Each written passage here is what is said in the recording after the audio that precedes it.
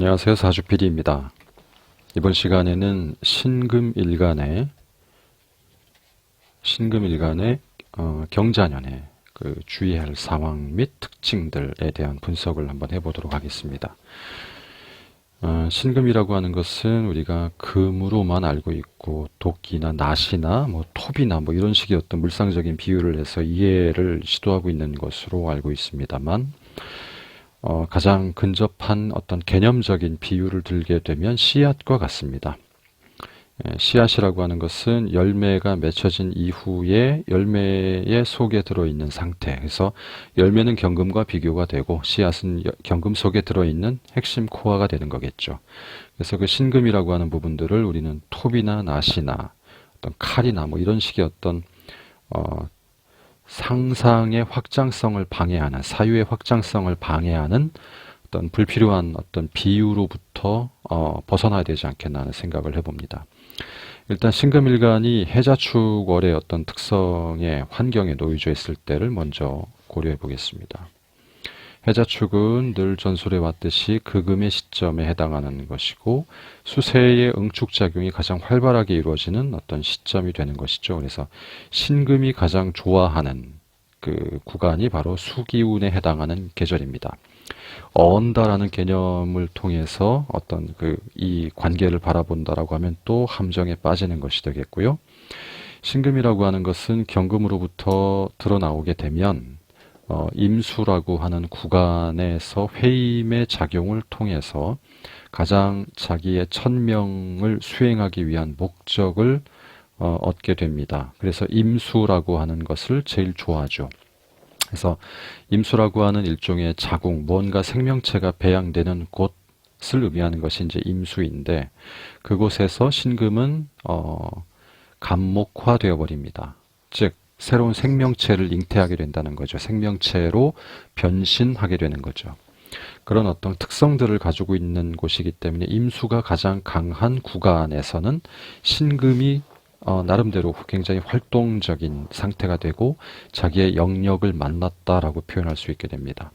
그런데 올해 2020년은 경자년에 해당하죠. 경자년의 하늘의 입법에서는 경금의 에너지가 주사하고 실질적인 현상계 입법에서는 임수와 계수가 주사하는 상태가 됩니다.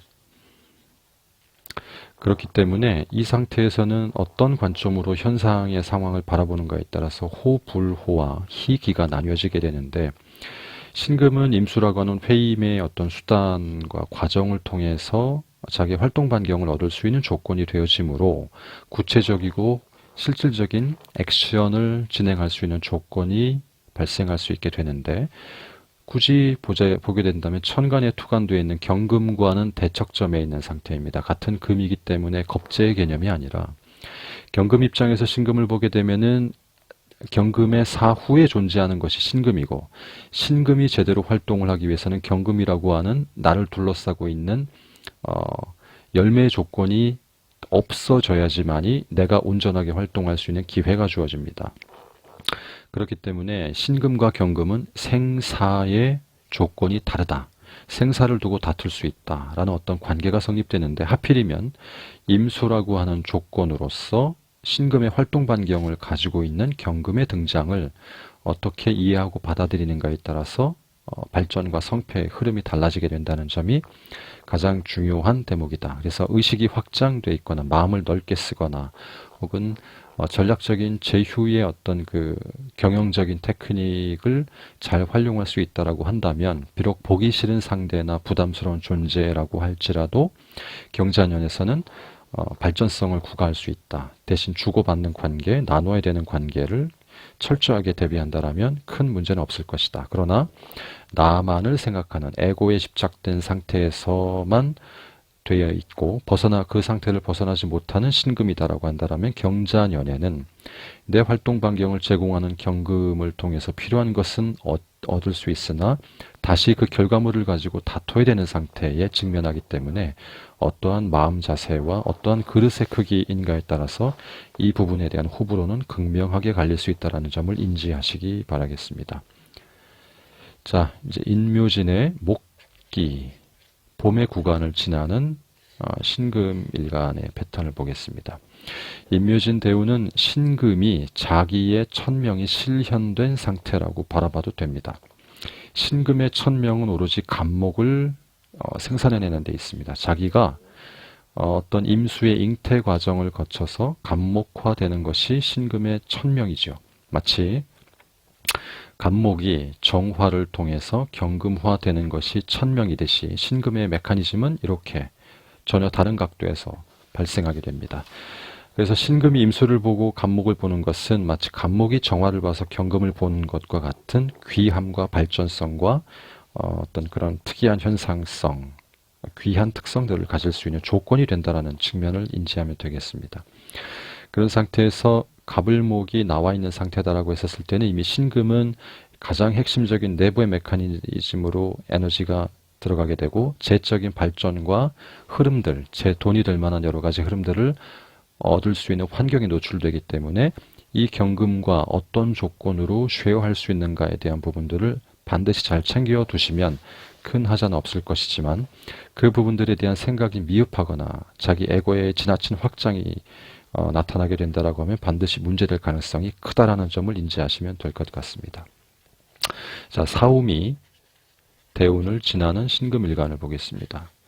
사오미 대운은 양기가 굉장히 확장되어 있는 상태이므로 반드시 임수를 더욱더 요구하게 되는 상태인데 경금이 그거를 가지고 있는 상태이므로 이인이 동심하는 상태가 됩니다. 특히 이 시절에는 경금이 사화에서 장생하는 구간, 탄생의 의미를 가지게 되는 상태이기 때문에 신금은 경금 속에 귀속돼서 서로 이율배반적인 다툼을 하지 않아도 되는 상태이므로 임수라고 하는 어떤 공동의 가치를 통해서 이인 동심의 활동성, 확장성을 가질 수 있는 조건이 부여되므로 동업합작 혹은 뜻을 같이 하는 어떤 무리와 사람의 관계가 연대될 수 있는 조건이 주어질 수 있다.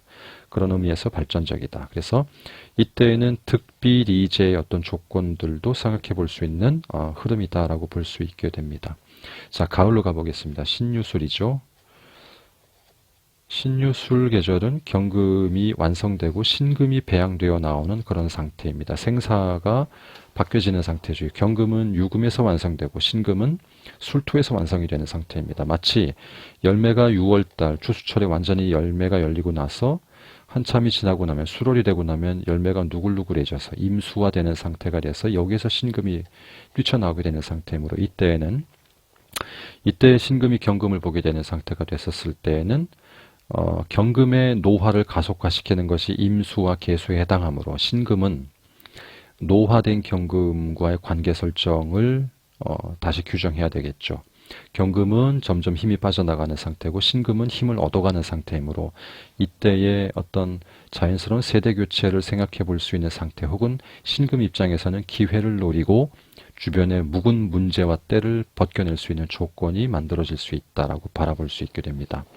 신금과 경금은 단순하게 금이라고 하는 속성에서 이해할 것이 아니라 하나의 열매 속에서 열매로 작용하는 경금과 그 안에서 핵심 메커니즘을 신금으로 작용하는 어떤 그 패턴을 이해할 수 있을 때 이 패턴이 같이 경주가 되는 것이며 마치 간목과 을목의 관계와 같이 이 음권에서 경금과 신금의 조건이 대대작용으로 성립되는 부분들에 대한 어떤 굉장히 중요한 패턴이다라고 볼 수 있게 됩니다.